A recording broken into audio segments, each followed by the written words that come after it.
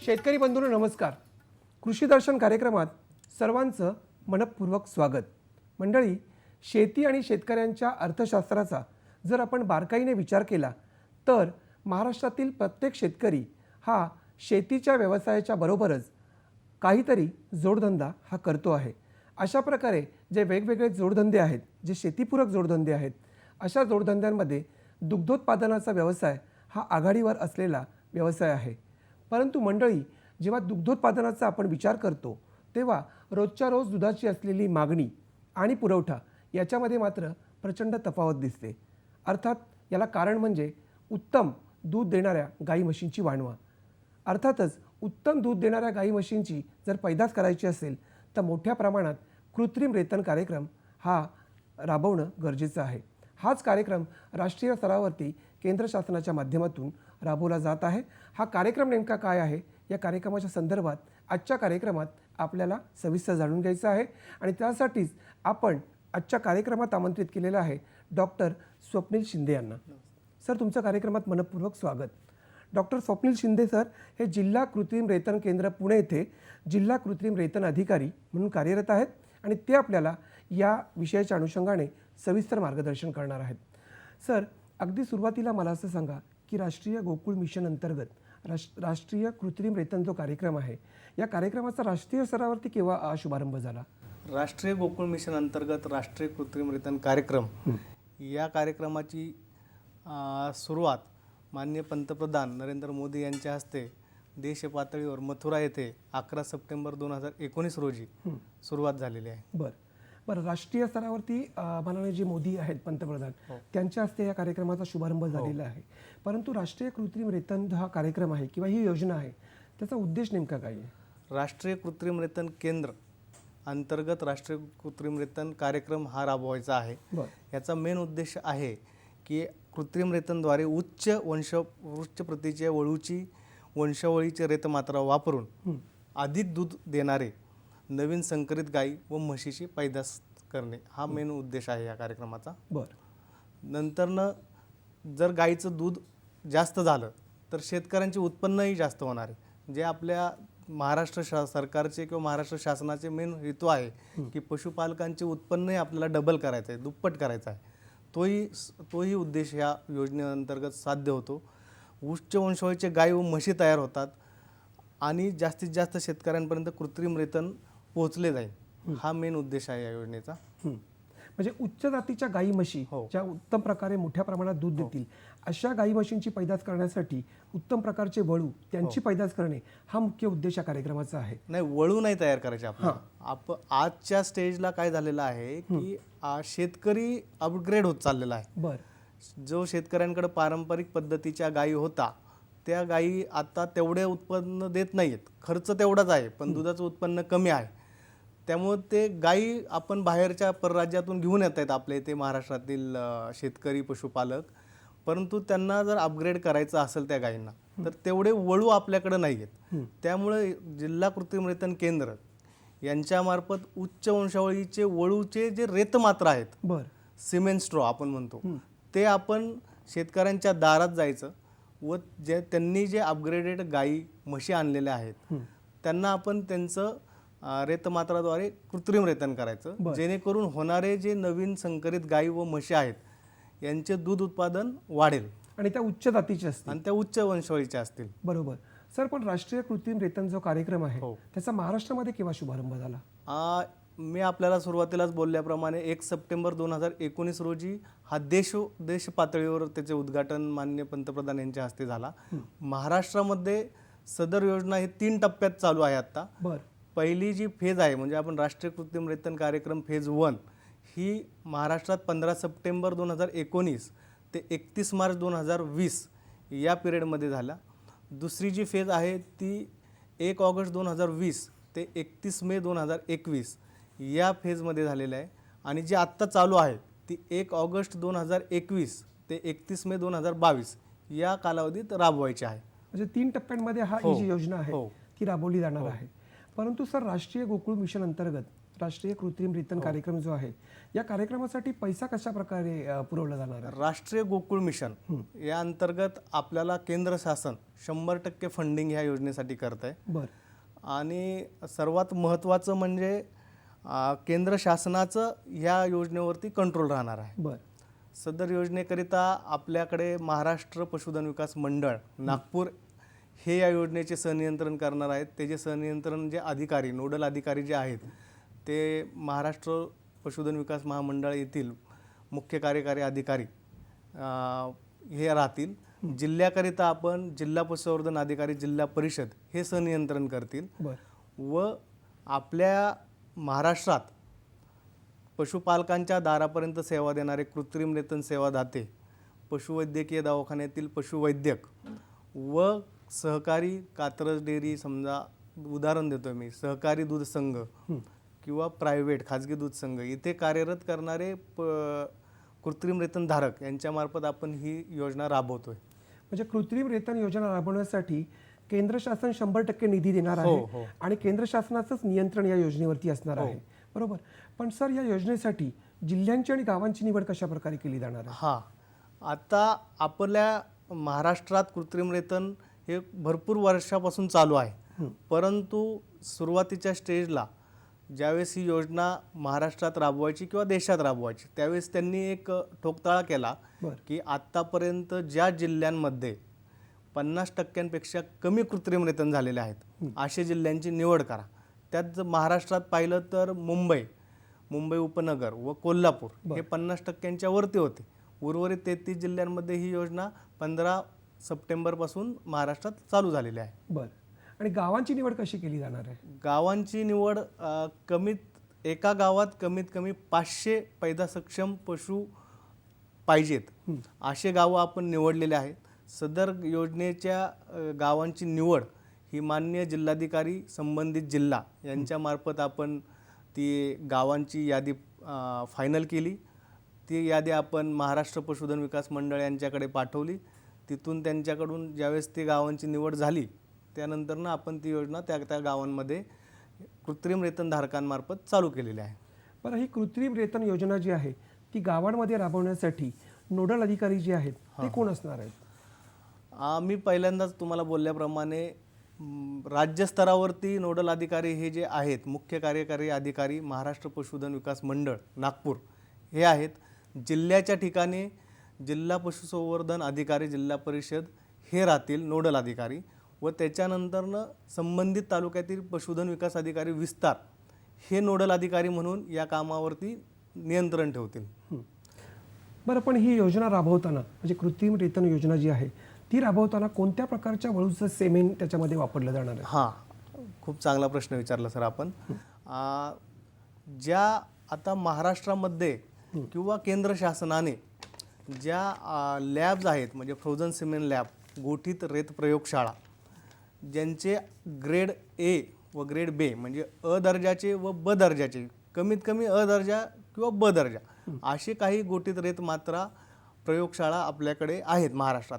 त्यांच्याकडूनच सदरचे रेतमात्रा आपण घ्यायच्या आहेत आणि आपल्याला पशुपालकांच्याकडे जे उपलब्ध गाई म्हशी आहेत त्यांच्यात ते वापरायचे आहेत. म्हणजे ज्या प्रमाणित प्रयोगशाळा आहेत त्यामधून ज्या रेतमात्रा आहेत केंद्र शासनाने प्रमाणित केलेल्याच गोठीत रेत प्रयोगशाळा यांच्याकडूनच आपण घेतोय ते. बरं, याच्यामध्ये लिंगनिदान केलेल्या वीर्य मात्रा ज्या आहेत त्याचा वापर होणार आहे का? हां, लिंगनिदान म्हणजे आपण सर आता पाहतोय की पारंपरिक पद्धतीने कृत्रिम रेतन केले जाते. त्याचे पर्सेंटेज ऑफ मेन शेतकऱ्यांचा हेतू काय आहे की कृत्रिम रेतन केल्यानंतरनं पैदा होणारे जे कालवड ही कालवडच पाहिजे त्यांना, आज वळू नकोय. कारण की 9 महिने 9 दिवस आपण समजा एखाद्या गाईला खाद्य देतो, आणि नंतरनं आपल्याला कळतं की तो वळू झाला, बरं. तर त्या शेतकऱ्याचं आर्थिक नुकसान होण्याची शक्यता आहे. म्हणून महाराष्ट्र पशुधन विकास मंडळ यांनी पुढाकाराने आता सेक्स सॉर्टेड सिमेंट, म्हणजे आपण बोलल्याप्रमाणे लिंग वर्गीकृत रेतमात्रा वापरायच्या, ज्याचे 90% चान्सेस असे राहील की होणारे पैदा सक्षम जे कालवड आहे ती कालवडच येईल, वळू येणार नाही. हा त्याचा मेन हेतू आहे. आपण ते सुद्धा आपण ह्या योजनेत घेऊ शकतो. बरं. परंतु ते ज्या गायीमध्ये वापरायची ती गायीसुद्धा त्या कॅपॅसिटीची पाहिजे. बरं, पण ही जी योजना आहे ती संपूर्ण महाराष्ट्रभर राबवली जाते. हो. या योजनेच्या अंतर्गत कृत्रिम रेतन योजना जी आहे त्याची नोंद कुठे केली जाणार आहे? हां, आता केंद्र शासनाच्या सर्व योजना ज्या आहेत, समजा राष्ट्रीय कृत्रिम रेतन कार्यक्रम, परत राष्ट्रीय रोग निदान कार्यक्रम किंवा आपण राष्ट्रीय लसीकरण कार्यक्रम जो घेतो, या सर्व योजनांच्या नोंदी ह्या इनाप संगणक प्रणालीवरती आपण घेतो. बरं. त्यासाठी लागणारे इनापचे टॅग, जे 12 अंकी इनापचे टॅग असतात, ते पशुपालकांकडे आपले पशुवैद्यक, खाजगी कृत्रिम रेतनधारक हे जातात. त्या गाईच्या म्हशीच्या कानात ते 12 अंकी युनिक आयडेंटिटी कार्ड जो आहे, जो NDDBने आपल्याला दिलेला आहे, तो टॅग आपण त्यांना देतो. नंतरनं कृत्रिम रेतन केल्यानंतरनं त्या टॅगची एंट्री आपण इनाप संगणक प्रणालीवरती घेतो. बरं. संगणक प्रणालीवरती एंट्री घेतल्यानंतरनं 3 महिन्यानंतरनं आपण फॉलोअप घेतो, म्हणजे गाभण धारणा चेक करतो की गाभण आहे किंवा नाही. असेल तर आहे म्हणून त्याची नोंद घेतो व 9 महिने 9 दिवसांनी पुन्हा आपण त्याच्यावरती एंट्री करतो की झालेली आहे, ते वळू झाला आहे की कालवड झाला. बरं. त्यामुळे इनाप संगणक प्रणालीवरती केंद्र शासनाच्या सगळ्या योजनांची माहिती आता आपण इनाप संगणक प्रणालीवरती घेतोय. पण ही जी इनाप संगणक प्रणाली आपण आता सांगितलीत, या प्रणालीमध्ये प्रत्येक गायीसाठी वेगळा क्रमांक दिला जातो? हो हो हो. ह्या इनाप संगणक प्रणालीमध्ये NDDB मार्फत प्रत्येक गायीसाठी, प्रत्येक म्हशीसाठी, पैदा सक्षम गायी म्हशीसाठी आपण वेगवेगळे 12 अंकी युनिक आयडेंटिफिकेशन नंबर घेतो आणि त्या आपण वापरतो.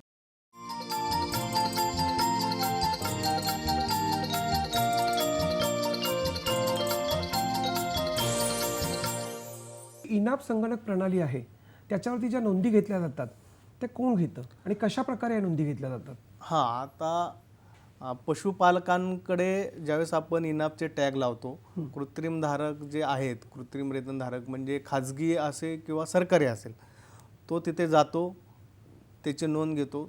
त्या गायीचं वर्णन थोडक्यात त्याच्याकडे आपण नोंदवही दिलेल्या आहेत, त्या नोंदवहीमध्ये ते रजिस्टर करतात व त्या नोंदी आपल्याला जिल्हा पातळीवरती, जिल्हा पशुसंवर्धन उपायुक्त कार्यालय यांच्याकडे डाटा ऑपरेटर ठेवलेले आहेत 2, त्यांच्यामार्फत सदर नोंदी आपण अपडेट करून घेतो. बरं. बरं, राष्ट्रीय कृत्रिम रेतन योजना जी आहे या योजनेमध्ये जर नवीन व्यक्तींचा सहभाग असेल नोंदींसाठी, तर अशा व्यक्तींना काही प्रशिक्षण वगैरे दिलं जातं का? हो, राष्ट्रीय कृत्रिम रेतन कार्यक्रमामध्ये आपण आत्ता मैत्री म्हणून आपण योजना काढलेली आहे. बरं. त्या मैत्रीच्या अंतर्गत जे सुशिक्षित बेरोजगार आहेत त्यांना निश्चितप्रमाणे आता आपण प्रशिक्षणासाठी प्रत्येक जिल्ह्यातून नॉमिनेट केलेले आहेत. ज्यांनी अर्ज केलेले आहेत त्यांचं ते जिल्हा पातळीवरून विभाग पातळीवरती त्यांचे नॉमिनेशन गेलेले आहेत आणि त्यांचे जिल्हा पातळीवरती लवकरच प्रशिक्षण चालू झालेले आहेत. बरं. किंवा चालू होतील, आता अजून तरी नाही झाले पण चालू होतील ते. सर, आपल्याकडे ज्या गाई म्हशी आहेत प्रामुख्याने महाराष्ट्रामध्ये, त्या गायींची किंवा म्हशींची निसर्गतः अशी रेतनाची क्षमता नाही आहे का? निसर्गतः नाही आहे, कारण की जे आपल्याकडं आपल्या महाराष्ट्राचा जर विचार केला आपण तर जास्त करून आपण देशी वंशावळीच्या गाई म्हशींचे संगोपन करत होतो. ज्याच्यात समजा खिलार घेतलं तर खिलार गाईचा मेन हेतू होता की फक्त ते ड्युअल पर्पज, म्हणजे दोन्हीकडे थोडंसं दूध भेटलं तरी चालेल आणि शेतकामासाठी पण चालेल. परंतु जर आपण आजची परिस्थिती बघितली तर सदरचं दूध उत्पादन हे शेतकऱ्याला जोपर्यंत होणार नाही तोपर्यंत शेतकऱ्याचे उत्पन्नही वाढणार नाही आणि शेतकरी ते आवडीने सांभाळी करणार नाही त्या जनावरांचं. दुधामध्ये वाढ व्हावी म्हणून राष्ट्रीय स्तरावरती हा जो कृत्रिम रेतन कार्यक्रम आहे तो राबवला जातोय. हो. तर संपूर्ण राष्ट्रीय स्तरावर आणि विशेषतः महाराष्ट्रातील शेतकऱ्यांना या योजनेचा फायदा कशा प्रकारे होणार आहे? मी सुरुवातीलाच बोलल्याप्रमाणे सदर योजनेचा मेन उद्देश असा आहे की बाबा आपण राष्ट्रीय कृत्रिम रेतन केंद्राअंतर्गत जे गावं निवडलेले आहेत त्या गावामध्ये जाऊन तिथल्या गायींमध्ये उच्च वंशावळीचे जे रेतमात्र आपण वापरणार आहे ते वापरायचे, जेणेकरून पैदा सक्षम होणारे जे कालवडी आहेत किंवा म्हशी आहेत त्यांची दुग्ध उत्पादनाची क्षमता ही निश्चितच पारंपरिक पद्धतीने जे आपण करतो त्यापेक्षा जास्त असणार आहे. दुग्ध उत्पादन वाढले की त्यांचे उत्पन्न वाढणार आहे आणि आपल्याला सुद्धा जे आजच्या स्टेजला बाहेर परराज्यातून आपण जनावरं आणतोय त्याची गरज आज शेतकऱ्यांना पडणार नाही. बरं याच्यामध्ये आपले जे पशुवैद्यक आहेत जे वेगवेगळ्या जिल्हा स्तरावरती कार्य राबत असतात, या पशुवैद्यकांचा सहभाग कसा असणार आहे या कार्यक्रमात? पशुवैद्यकांचा सहभाग सर, आता मी तुम्हाला बोलल्याप्रमाणे सदर जे पशुवैद्यक आहेत, आता आपण महाराष्ट्रात सरकारी दवाखाने आहेत व सरकारी दवाखान्यात पशुधन विकास अधिकारी असतील, पशुधन पर्यवेक्षक असतील, यांच्यामार्फत आपण ही सदर योजना राबवतोय. परंतु शासनाच्या अशा लक्षात आले की बाबा एवढं मनुष्यबळ पुरणार नाही. मग आपण आता सध्या जे खाजगी दूध संघ आहेत किंवा सहकारी दूध संघ आहेत यांच्या इथे जे कृत्रिम रेतनधारक आहेत त्यांचा सहभाग आपण नोंदवलेला आहे. सदर कृत्रिम रेतनधारकांना सरकारी असो वा खाजगी असो ज्यावेळेस त्यांच्या नोंदी ह्या इनाप संगणक प्रणालीवर होतील त्यांना शासनाने मानधन ठरवून दिलेले आहेत की कृत्रिम रेतन केले तर तुम्हाला 50 रुपये प्रति कृत्रिम रेतन मिळतील. कृत्रिम रेतनानंतर समजा गाभण राहिले आणि कालवड झाली तर कालवड जे होईल ते त्यासाठी 100 रुपये आपण देतोय त्यांना मानधन. फक्त ह्याच्यावर अट एकच आहे की तुम्हाला पहिल्या बोलल्याप्रमाणे राज्यस्तरावरती मान्य मुख्य कार्यकारी अधिकारी महाराष्ट्र पशुधन विकास मंडळ हे संनियंत्रण अधिकारी आहेत, जिल्हा स्तरावरती जिल्हा पशुसंवर्धन अधिकारी आहेत व तालुका स्तरावरती पशुधन विकास अधिकारी विस्तारी आहेत. समजा आता शासनामार्फत जे कृत्रिम रेतन होतं आहे त्याच्या नोंदी तर आपण घेतो आणि त्यांना त्याप्रमाणे मानधनही देतो. पण हे जे कृत्रिम रेतन धारक जे आहेत खाजगी व सहकारी दूध संघातील यांनी सदर केलेले कृत्रिम रेतनाच्या नोंदी संबंधित तालुक्यातील पंचायत समितीत जाऊन पशुसंवर्धन विभागात जे पशुधन विकास अधिकारी आहेत त्यांच्या मार्फत प्रमाणित करून जिल्हा स्तरावरती पाठवल्यानंतर त्यांनाही ते मानधन मिळतंय. एखादा खाजगी पशुपालक असेल किंवा दूध सहकारी संस्था असेल किंवा सेवाभावी संस्था असेल, अशा संस्थांच्या माध्यमातून किंवा अशा व्यक्तीच्या माध्यमातून हा जो कृत्रिम रेतनाचा कार्यक्रम आहे तो राबवला गेला तर त्यांना शासनातर्फे अनुदान दिलं जातं का? हो, मी तुम्हाला बोलल्याप्रमाणे तेवढ्या प्रमाणात शासनाकडे मॅन पॉवर नसल्यामुळे आपण आत्ता सहभाग घेतो खाजगी पशुवैद्यकांचा सुद्धा. तो सहकारी दूध संघातील असो किंवा खाजगी असो त्यांनी केलेल्या नोंदी इनाप संगणक प्रणालीवर घेण्यासाठी आवश्यक ज्या गोष्टी लागतात की त्यांनी किती तारखेला ती कृत्रिम रेतन केले, कुठले स्ट्रॉ वापरून केले आणि तो 12 अंकी जो युनिक आयडेंटिटी कार्डचा नंबर दिलेला आहे आपण, तो नंबर त्या संबंधित तालुक्यातील पशुधन विकास अधिकारी विस्तारकडे जायचा, त्याच्याकडे त्यांनी तो द्यायचा, ती माहिती पूर्ण त्यांच्याकडनं प्रमाणित करून ते जिल्हा स्तरावरती येते. जिल्हा स्तरावरती सदर योजनेचे रेकॉर्डिंग केलं जातं, इनाप संगणक प्रणालीवरती त्याची नोंद घेतली जाते डेटा ऑपरेटरकडनं व त्यांना जे शासनाने दिलेले मानधन आहे ते त्यांच्या बँक अकाउंटवरती आपण ट्रान्सफर करतो.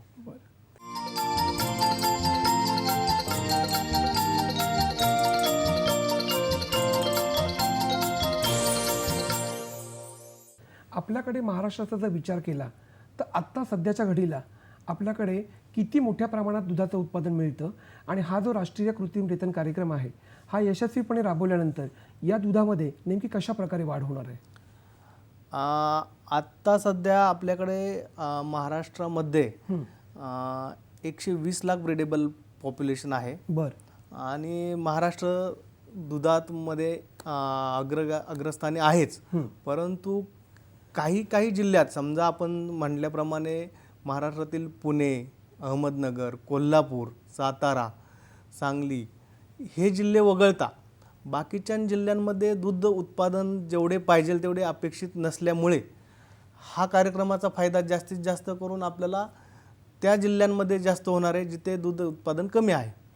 पण मग याच्यामध्ये वाढ कशी होणार आहे? नक्कीच. आता मी तुम्हाला पहिल्यांदा बोलल्याप्रमाणे गाईपासून होणाऱ्या कालवडीची क्षमता ही उच्च वंशावळीच्या जातीचे वळूच्या रेतमात्रांपासून आपण केल्यामुळे समजा आज जी गाई 3000 लिटर दूध देते, बरं. त्या 3000 लिटर दुधाच्या गाईमध्ये आपण हे जे राष्ट्रीय कृत्रिम रेतन केंद्रामार्फत जे उच्च वंशावळीचे रेतमात्रा वापरणार आहे त्या रेतमात्रा दिल्यानंतर तिचं उत्पन्न हे 5000 ते 7000 म्हणजे इनडायरेक्टली दुप्पट दूध उत्पादन होणाऱ्या संकरित कालवडीचं होणार आहे. बरं. त्यामुळे इनडायरेक्टली त्या होणाऱ्या संकरित कालवडीचं उत्पन्न दुधाचं वाढलं की पशुपालकांचंही उत्पन्न वाढणार त्या अनुषंगाने दुग्धोत्पादनात देखील वाढ होणार आहे. वाढ होणार आहे. सर 2019 पासून आपल्या संपूर्ण राज्यामध्ये ही योजना राबवली जाते. या योजनेची परिपूर्तता नेमकी कशा प्रकारे झालेली आहे? नक्कीच सर. 2019 मध्ये आपण सुरुवातीला 500 गावं निवडले होते. 500 गावांमध्ये पुणे जिल्हा, सातारा जिल्हा, अहमदनगर जिल्हा यांनी उत्स्फूर्त प्रतिसाद दिला व नक्कीच या कार्यक्रमाचे फलश्रुती आपल्याला ह्या 3 जिल्ह्यांमध्ये दिसेल. नंतरनं केंद्र शासनाने सांगितले की 500 गावं निवडण्यापेक्षा तुम्ही किती कृत्रिम रेतन केले हे महत्त्वाचं. मग आपण दुसऱ्या फेजला जे आहे ते 50,000 कृत्रिम रेतनाचं उद्देश दिलं, ज्याच्यामध्ये पुणे जिल्हा अग्रस्थानी होता. 1 नंबरने त्यांनी महाराष्ट्र राज्यात कृत्रिम रेतन केले. 2 नंबरला सातारा होता आणि नंतर अहमदनगर होता.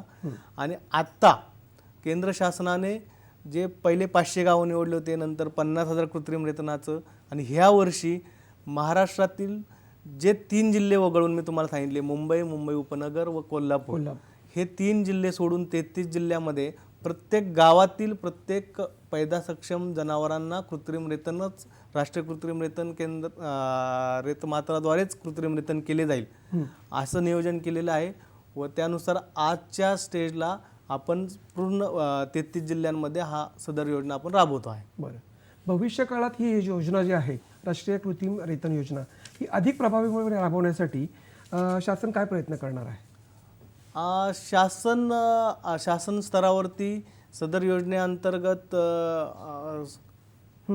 माननीय पंतप्रधान यांनी सांगितलेले आहे की ह्या योजनेचा मुख्य हेतू काय आहे असेल तर पशुपालकांचे उत्पन्न दुप्पट होणे. त्यासाठी ह्या शासनामार्फत जे की हा जो महत्त्वाचा घटक आहे, पशुपालकांना आज जो शेतीतून मिळणारं उत्पन्न व झालेल्या उत्पन्नाचा हमी भाव, ह्याचं जर आपण नियोजन पाहिलं तर त्या प्रमाणात त्यांना उत्पन्न होत नाही. म्हणजे सुरुवातीला शेती हा शेतकऱ्यांचा किंवा पशुपालकांचा मुख्य उद्योग असं बघितला जात होता.